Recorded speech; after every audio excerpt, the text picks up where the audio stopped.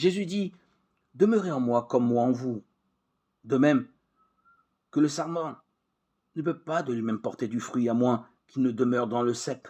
De même, vous non plus, vous ne le pouvez pas, à moins que vous ne demeuriez en moi. Jean 15, 4. Pendant 9 ans, l'espion américain Aldrich Ames a vendu des informations au service secret russe avant d'être démasqué. Dans sa prison, on lui a demandé comment il avait pu fournir le nom d'agents américains, les envoyant ainsi à la mort.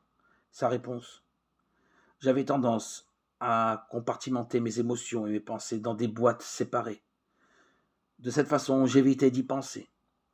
Cet homme avait coupé sa vie en 2 compartiments étanches, l'un à l'autre, membre de la CIA et agent russe. Sans atteindre de telles proportions, nous pouvons nous aussi mener une vie compartimentée. Nous plaçons nos convictions chrétiennes dans une petite boîte fermée au reste de notre vie.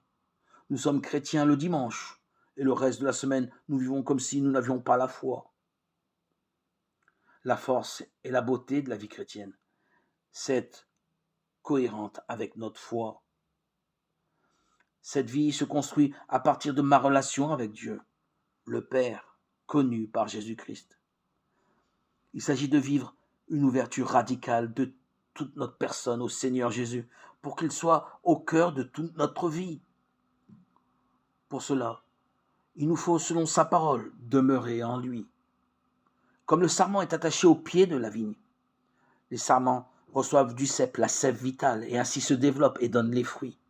Demeurer en Jésus signifie donc être uni à lui, pour recevoir de lui chaque jour vie, amour, pureté, compassion et la force de les manifester.